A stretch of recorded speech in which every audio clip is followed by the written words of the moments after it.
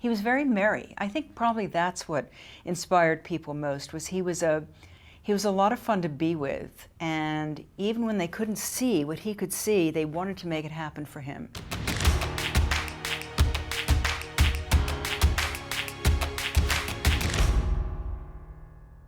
I think for my father, he saw television, what it was capable of, what it could give people in such a concrete way. It was not that the future was some remote concept. It was so real to him, and I think he often had to wait for people to catch up to the reality of it. He was a very practical man, and I think all of his ideas were very good business. But I know when there was trouble with the Today Show in the beginning, you know, it was a lot to organize, a live show, etc., and find the right balance. And he kept saying, just read the memo again, because he'd write these very long memos. And he said, it's all in there, you know. And I think he understood how exciting it would be for people to watch this show being broadcast, you know, from the street. And he felt that, you know, really television was the people's medium, and he felt it could enlarge our horizons and make us better people. My father was a very democratic person, and I think he spoke very easily, very affably, very off the cuff. He, I think, tried to keep all of his meetings very light. I know he used to bounce on a bongo board throughout these very tense meetings on the top of Rockefeller Center. He surrounded himself with guys who were, you know, who were smart and would get it and would go for it. And I think he was very persuasive, largely because he was so confident. And confident, I don't mean conceited, but it was just so clear to him what television could do and how to make it better.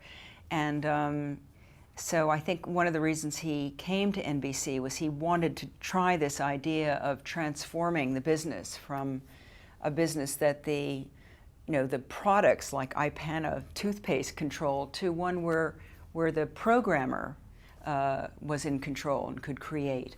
So I think he saw all this very clearly and would just speak with great confidence and assurance that all of this would come to pass. And but he was not a ferocious man. He was very charming. He was very, very relaxed. He was a Californian. And I think he never browbeat anyone. He was a gentle man in many ways, and he was very merry. I think probably that's what inspired people most, was he was a lot of fun to be with, and even when they couldn't see what he could see, they wanted to make it happen for him. You wanted to come through for him. And I think there was that quality of leadership that people, you know, they might not understand it, they might not know how to do it, but they would certainly give it all they had to make it work for Pat, you know. It never worried my father that he was a lone wolf. When he was writing his book, The Best Seat in the House, I know that Tom Coffey, who wrote it with him, kept saying, well, but you know, when you were doing this, weren't you nervous that it wouldn't work? And my father would say, no. He said, but you must have been worried. And my father would say, no, I knew it would work. We just had to keep at it, you know. And he'd say, well, it'd make you more sympathetic if you said you were worried. And my father said, I wasn't worried. I just saw it very clearly. So I think he knew it would take some time because he'd been on both sides. He'd been in the advertising world, and he'd worked in radio for the station. So wresting the power of what kind of program it would be was not only a good idea creatively, but I think as a businessman he was very eloquent about how much more money it would make for the network to make the show good. And it made a lot of sense to go to this magazine format, and especially with a show like the Today Show. You could advertise orange juice, you could advertise cereal, bacon, you know, milk, all kinds of things that people need in the morning, toothpaste, you know, all these things. And so I think he felt that it might take people a while. I know there was resistance from the advertisers, somewhat from the network because it was a change, but also from the FCC. They thought it would be unfair to have other commercials go on during the same program. I think the people thought they'd get confused about what they were supposed to buy. Well, I think, you know, my father always felt the audience was very intelligent and that they would not be at all confused by that. So he fought, and he was just, again, he wasn't, you know, heavy-handed at all. I think he just was sort of happy to be, you know, chugging along, and he knew it would all work out. He was always a very optimistic person. Well, I think my father loved the excitement of having a lot of responsibility at the radio station. I think he loved live anything. And so, you know, the sort of improvisational aspect of sort of, you know, putting on the actor's hat and then quickly writing new, you know, material and then making sure that it was going out properly. I think he loved all that. He loved to, it's this idea of putting on a show. I think he loved all the aspects of it, and it was fun, and it was very edgy, and you know, they once, I think on the anniversary of the earthquake, they broadcast live as if the earthquake was happening again, which upset people. But I mean, you know, they were young and they were kind of crazy, and this is where the action was. So my father just adored all of that. Well, I don't know much about it because I'm afraid too little, but I know that he loved Sid Caesar and Imogene Coca, and I think that Sid Caesar could do anything, and I mean the writers they had on that show, you know, Neil Simon, Woody Allen, you know, I mean Mel Brooks, Larry Gelbart. I mean, it was what an amazing group. So I think probably that was one of the most fun things he got to do. Probably it was a great luxury for him to check in with them instead of trying to, you know, keep General Sarnoff at bay and all these other people who were trying to sort of slow him down. And he really was, you know, full speed ahead. So I think that was his favorite thing, my father. I mean, if there was a God in our household, it was the God of comedy. Anyone who could make you laugh, that was just a gift. And it was something that my father really thought people needed. And that's why the Today Show was sprinkled with comedy, and certainly that was, I think, the main purpose of the Tonight Show, besides sort of scintillating conversation with interesting people, was to end your day with a laugh. Well, I think it was just a logical idea for my father. Television was only using a few hours a day, and because I guess there was a radio show called Rise and Shine, my father thought, what would I want, you know, as an earthling? I would want to wake up in the morning, find out what had happened around the world, get some information, get some entertainment, start the day off with a good laugh, a good story. And at the same time, business-wise, it was such a great opportunity before people are flooded with all these other stimuli to, you know, to sell time to advertisers and sell products. And I also think that he was already envisioning a much wider audience for television, and he wanted to get the kids hooked too, you know, and in a good way, because I think he thought that television was really like at its best, it would be like your own personal rocket ship to anywhere in the world and to any kind of knowledge and information. And I think that he wanted to enlist people in that early in the morning. And I think that he saw it so clearly, and I think they all thought, well, people aren't going to want to do that. You know, it's enough. They like the radio. They're not going to want to change. But my father really thought people would respond to anything that made sense. I think he felt people had to be tricked sometimes into seeing things that were good for them. And I mean, perhaps he himself had to be sometimes. And I know that that one of the stories he told me was having Milton Berle come out. He wanted to show ballet on television, but he didn't want to program it as a cultural event because he thought a lot of people would go, I'm not interested in that. So he had Milton Berle come out in his usual time slot and introduce Dame Margot Fontaine, who then talked about Sleeping Beauty, and then they showed the ballet, or a good portion of it, and he programmed it as a kids' show. And thousands of households watched and were caught up in it. And he believed that, you know, it took some doing, but if you presented people with quality, that's what they would want to watch. And I think that I'm sure he probably, you know, certainly believed in the kind of niche programming we have now with all these different channels. I think he thought the more the better, but I think probably what he would say is that television has such a huge potential to broaden our minds and give us information and get us in touch with the great minds of our day and include us.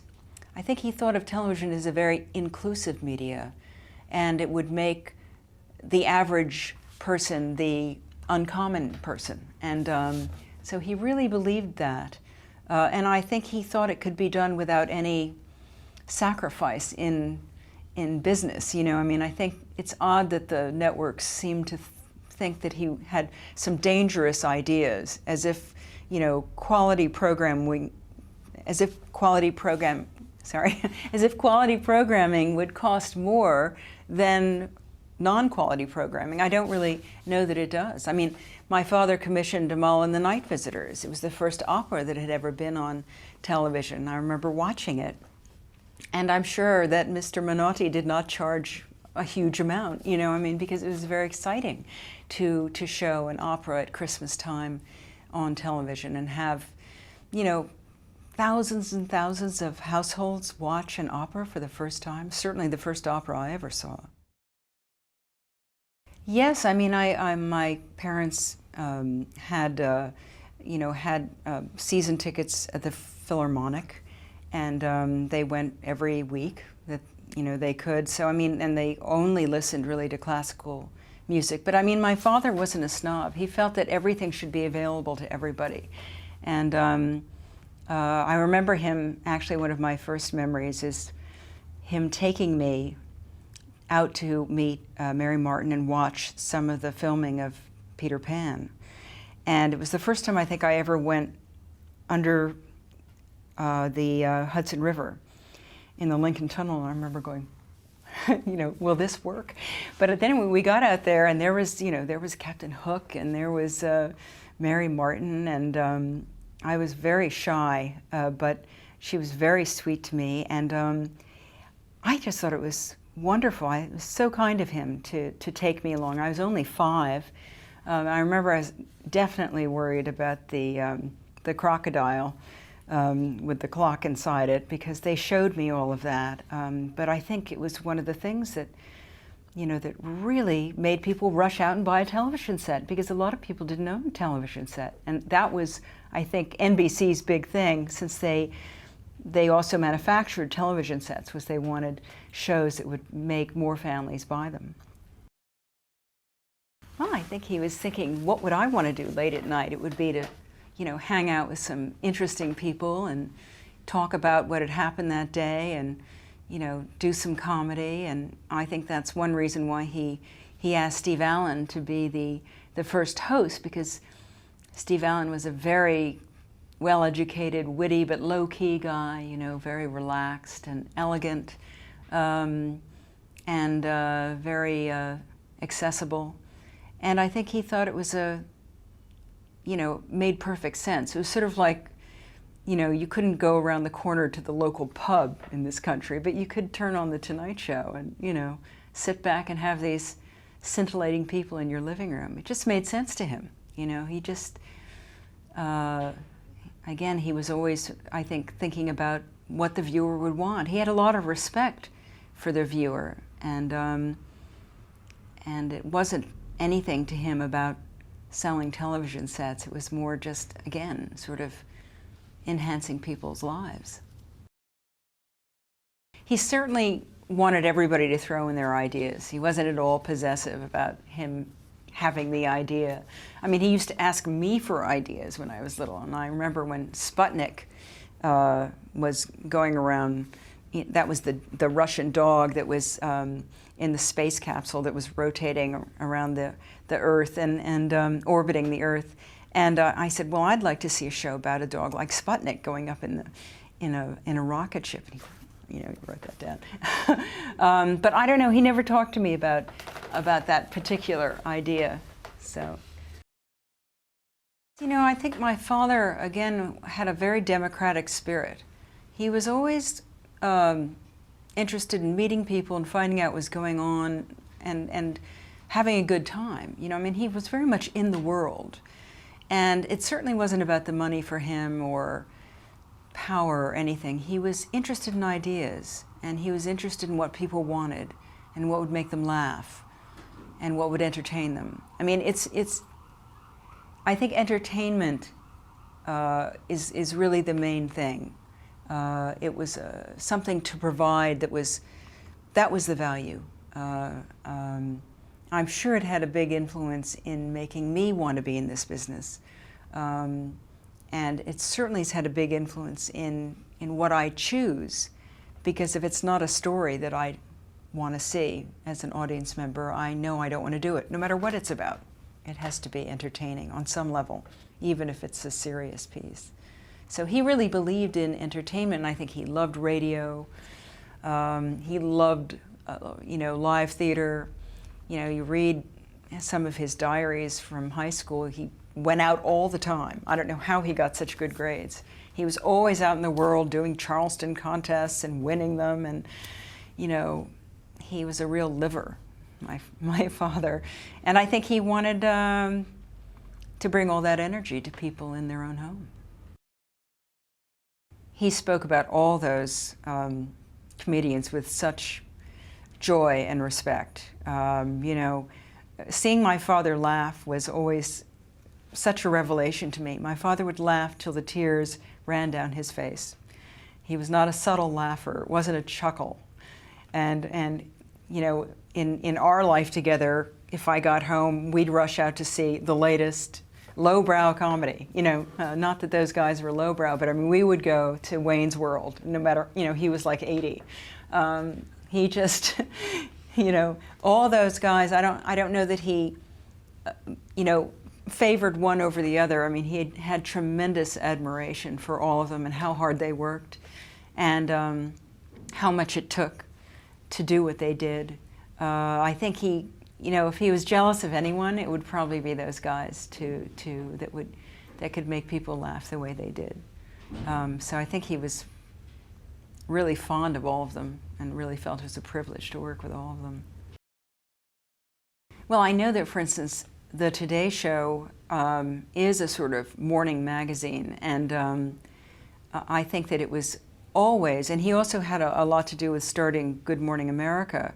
But again, he was insistent that it not be straight news, that it would be a kind of bouquet offered to people of hard news, features, comedy, home. You know, it was really a great, well-rounded way of going off on your day, and they had to do that sort of within each hour.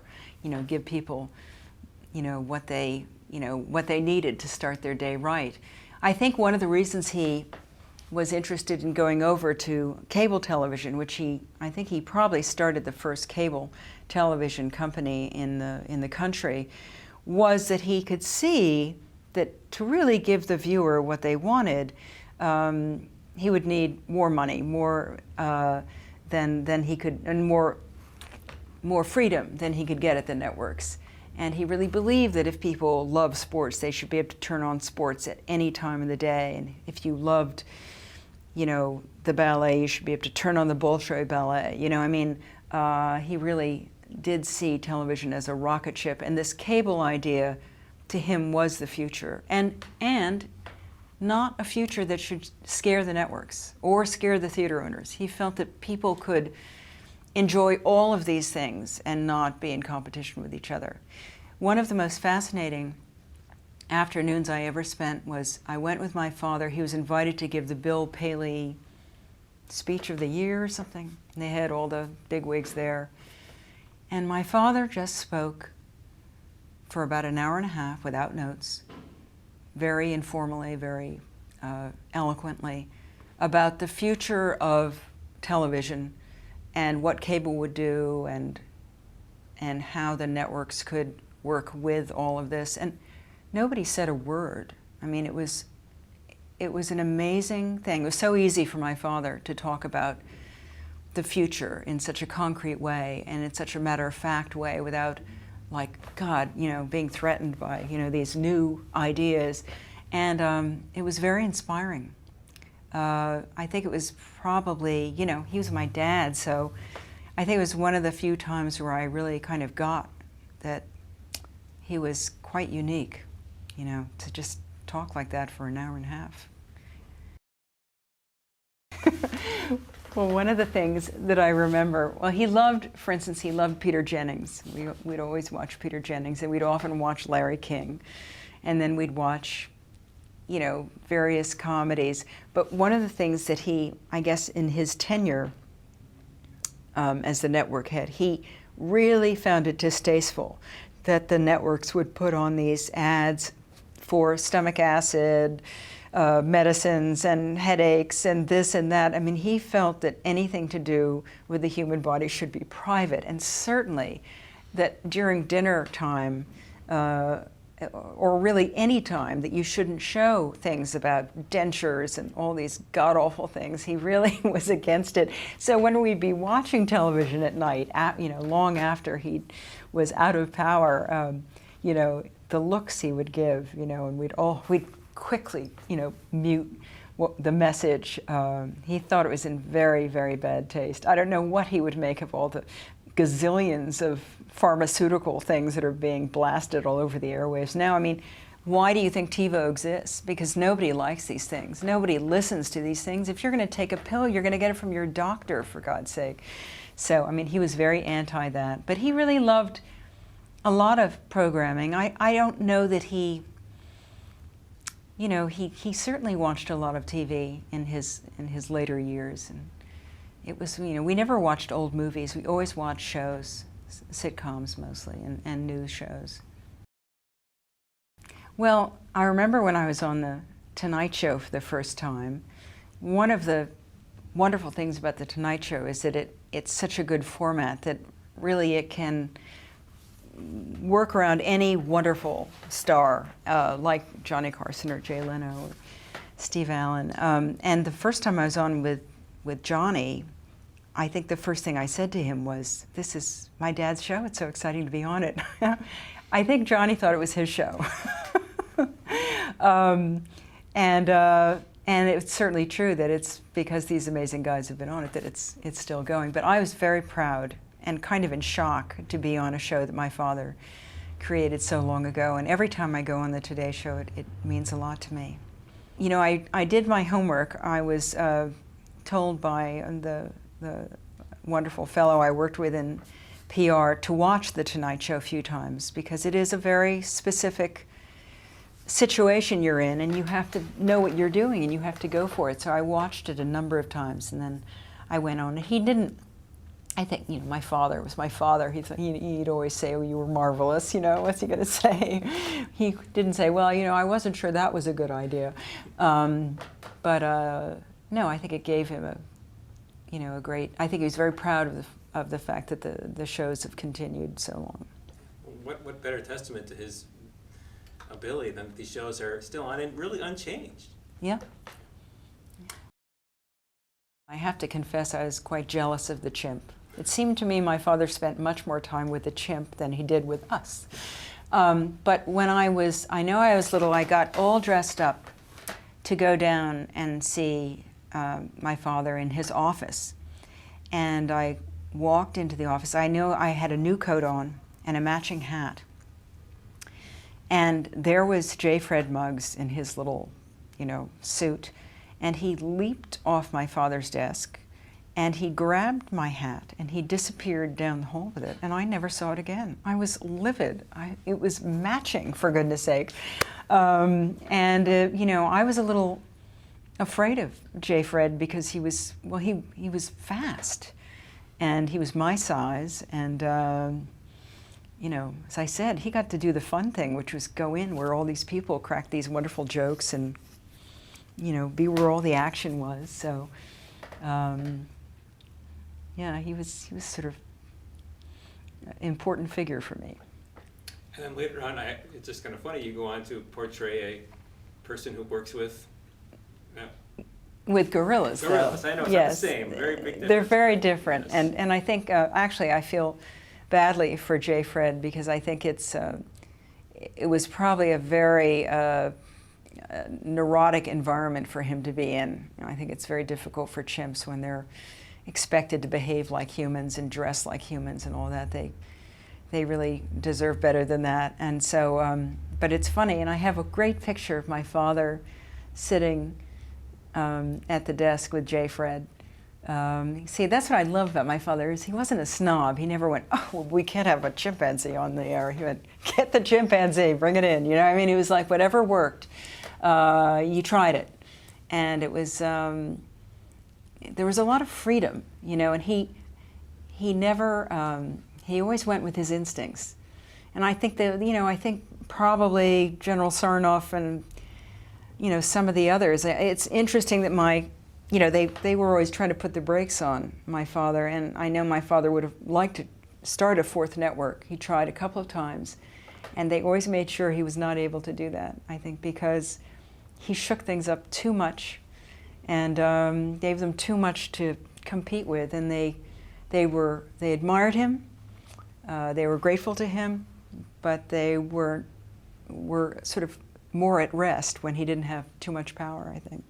Well, I know that one of the things I read, again, I think it's wonderful that my father was so confident at such an early age, but when he first arrived at NBC, they just canceled Meet the Press. And one of the first things he did was make sure that didn't go off the air. And so we still have it. I know also that during the whole McCarthy era, that some thugs came in and started to talk about various performers at the network, and he threw them out of his office. And I was always very proud of that. We don't have anything else. Well said. It's Good job. fantastic. Thank you. Very well done. Well, Come on, you guys, don't be shy. my favorite subject, my father.